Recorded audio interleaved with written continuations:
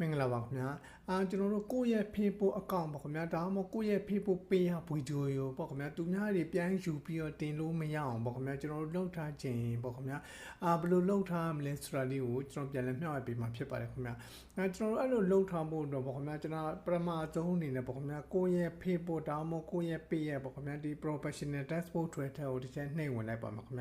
ဗျာဒီ professional dashboard ထွေးထားကိုတစ်ချက်နှိပ်ဝင်လိုက်ပါမယ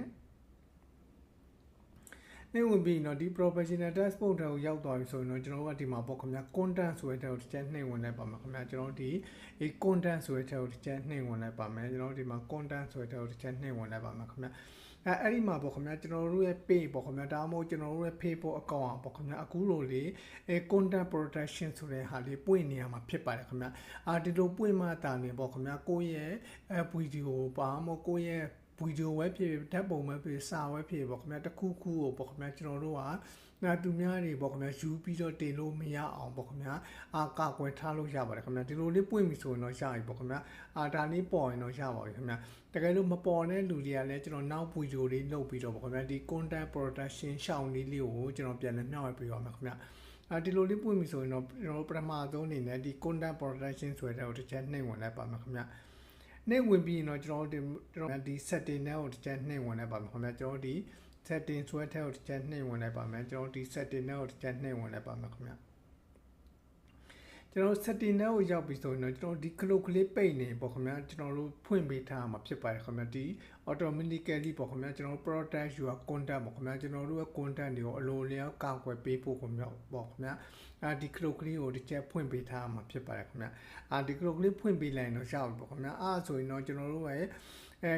ရဲ့ပေါ့ခင်ဗျာဗီဒီယိုတွေပဲဖြစ်ဖြစ်ပေါ့ခင်ဗျာကျွန်တော်တို့ကိုယ့်ရဲ့ဗီဒီယိုတွေပေါ့ခင်ဗျာကိုကဗီဒီယိုကိုကာကွယ်ထားရင်ဆိုရင်တော့ဗီဒီယိုကိုပေါ့ခင်ဗျာကိုယ့်ရဲ့ဗီဒီယိုကိုကျွန်တော်တို့ဘယ်သူတွေယူတင်နေသိချင်တော့ပေါ့ခင်ဗျာ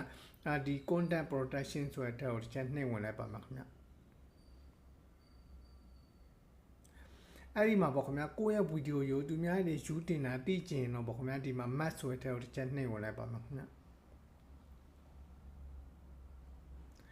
ဒီနေရာမှာတော့ကျွန်တော်တို့ကကိုယ့်ရဲ့ဗီဒီယိုကိုပေါ့ခင်ဗျာသူများတွေယူတင်တာဒီနေရာမှာအကုန်လားပေါ်မှာဖြစ်ပါတယ်ခင်ဗျာဘယ်သူယူတင်လဲပေါ့ခင်ဗျာဘယ်သူ Facebook account ဘယ်သူ page ဆိုတာပေါ့အကုန်လားပေါ်မှာပေါ့ခင်ဗျာဒါကတော့ကျွန်တော်ရဲ့ reaction လောက်ထားတယ်ပေါ့ခင်ဗျာဒီဗီဒီယိုလေးကိုသူများတွေယူတင်ကြပေါ့ခင်ဗျာ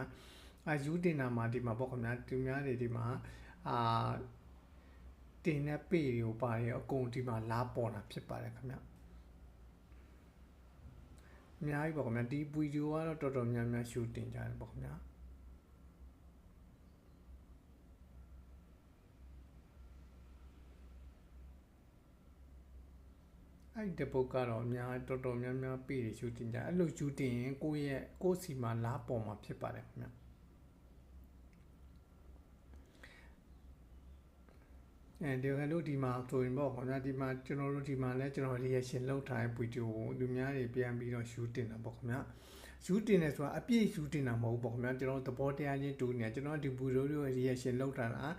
ာတရားကိုတစ်ဖက်လူကပြန်ရှူတင်တာဒီမှာလားပေါ်တယ်ပေါ့ခင်ဗျာကျွန်တော်တို့ကအဲ့ဒါကိုသူ့ကိုခွင့်မပြုချင်ဘူးဆိုရင်တော့ကျွန်တော်တို့ကဒီအလဲကောင်က broad ကိုရွေးလိုက်ရင်တော့ရပြီပေါ့ခင်ဗျာဒီ broad ဆိုတာလေးကိုရွေးလိုက်ရင်ဒါဆိုရင်တော့သူ့စီကဗီဒီယိုပြတ်သွားမယ်ဒါမှမဟုတ်သူ့ရဲ့ဗီဒီယိုပေါ့ခင်ဗျာသူများတွေမတွေ့အောင် Facebook ကပိတ်ပေးထားမှာဖြစ်ပါတယ်ခင်ဗျပြီးတော့ဒီမှာဒီအပေါ်ကတော့ကျွန်တော်တို့ကတော့ပုံမှန်တိုင်းပေါ့ခင်ဗျာ original ဒါတော့စောင့်ကြည့်တဲ့သဘောမျိုးပေါ့ခင်ဗျာကိုကခွင့်ပြုခြင်းနဲ့ဆိုရင်တော့ပေါ့ခင်ဗျာဒီမှာပေါ့ခင်ဗျာ release ပေါ့ခင်ဗျာ match ဆိုတာဒီအောက်ဆုံးလေးကိုရွှေ့ပေးလိုက်ပေါ့ခင်ဗျာဒါဆိုရင်တော့ကိုကသူ့ကိုတင်ခွင့်ပြုလိုက်တယ်ဆိုတဲ့သဘောမျိုးပါခင်ဗျာကိုကခွင့်ပြုနိုင်မှုဆိုရင်တော့ဒီ broad ဆိုတာလေးကိုရွှေ့လိုက်ရင်တော့သူစီကဗီဒီယိုပြည့်ချင်ပြည့်မပြည့်ရင်အဲ့ဒီဗီဒီယိုကိုသူများတွေမတွေ့အောင် Facebook ကပိတ်ပေးလိုက်မှာဖြစ်ပါတယ်ခင်ဗျာကိုယ့်ရဲ့ဗီဒီယိုရောပေါ့ခင်ဗျာဘယ်ဗီဒီယိုရောကျွန်တော်တို့ product လောက်ထားလေ Facebook ကကာကွယ်ပေးထားလေသိချင်တော့ဒီမှာ protection ဆိုတဲ့ကိုတစ်ချက်နှိပ်ဝင်ရမှာဖြစ်ပါတယ်ခင်ဗျာကျွန်တော်တို့ဒီမှာ protection ဆိုတဲ့ကိုနှိပ်ဝင်လိုက်ရင်ကိုယ့်ရဲ့ဗီဒီယို Facebook ကကာကွယ်ပေးထားတဲ့ဗီဒီယိုဒီမှာအကုန်လားပေါ်မှာဖြစ်ပါတယ်ခင်ဗျာကိုကသူများတွေဗီဒီယိုကိုပြန်ယူတင်ဒါမှမဟုတ်သူများတွေဗီဒီယိုနဲ့လုံးဝတူးနေရင် Facebook ကကာကွယ်ပေးမှာမဟုတ်ပါဘူးခင်ဗျာအဲ့ဒီမှာဆိုရင်တော့ကျွန်တော်တို့ဒီမှာFacebook ကကာကွယ်ပေးထားတဲ့ဗီဒီယိုပေါ့ခင်ဗျာသူကကာကွယ်ပေးမထားဘူးဆိုရင် unprotect လို့ရေးထားပါတယ်ခင်ဗျာဒါဆိုရင်တော့ကျွန်တော်တို့ကကာကွယ်ပေးမထားဘူးပေါ့ခင်ဗျာ ဒီမှာဆိုရင်ကျွန်တော် unplotted ဗီဒီယိုတစ်ပုံလားရှိတယ်ပေါ့ခင်ဗျာဒီမှာအောက်မှာတအားရောက်သွားတယ်ဒီမှာဆိုလဲပေါ့ခင်ဗျာဒီမှာသူပထမတော့ဒီမှာကာကွယ်ပေးထားတယ်ပေါ့ခင်ဗျာဒါပေမဲ့သူ remove ပေါ့ခင်ဗျာ remove ပြန်လုပ်လိုက်တယ်ကာကွယ်မပေးတော့ပေါ့ခင်ဗျာဒီမှာဒီမှာဆိုရင်တော့ပေါ့ခင်ဗျာဒီဗီဒီယိုကသူများနဲ့သွားတူနေတဲ့အတွက်တူရဆိုတာကျွန်တော်ရဲ့အရင် page ကြီးမှာတင်လိုက်တဲ့အတွက်ပေါ့ခင်ဗျာ page ကြီးမှာအရင်တင်တယ်သူကပုံစံလုံးဝတူးသွားတဲ့အတွက်ပေါ့ခင်ဗျာဒီမှာဆိုရင်မူသဘောမျိုးဖြစ်သွားတယ်ပေါ့ခင်ဗျာဒီမှာဆိုလဲကျွန်တော်တို့ဒီမှာremove ပေါ့ခင်ဗျာကာကွယ်ပေးထားတာသူပြန်ဖြုတ်လိုက်တယ်ပေါ့ခင်ဗျာကိုယ့်ရဲ့ဗီဒီယိုကာကွယ်ပေးထားတာကြည့်ကြရင်เนาะဒီ protection ဆိုတဲ့ထဲကိုဝင်ကြည့်လို့ရပါတယ်ခင်ဗျဒီ map ကတော့ပေါ့ခင်ဗျာဘူဒူတွေဝေးကိုယ့်ရဲ့ဗီဒီယိုတင်ထားတယ်သိကြရင်เนาะဒီ map ဆိုတဲ့ထဲကိုကြည့်လို့ရပါတယ်ခင်ဗျအခုကတော့ပေါ့ခင်ဗျာကိုယ့်ရဲ့ဗီဒီယိုသူများတွေရှူတင်လို့မရအောင်ပေါ့ခင်ဗျာလောက်ထားခြင်းဘယ်လိုလောက်ထားမလဲဆိုတာလေးကိုကျွန်တော်ပြန်လည်မျှဝေပေးရခြင်းဖြစ်ပါတယ်ခင်ဗျအားလုံးအဆင်ပြေကြပါစေခင်ဗျာ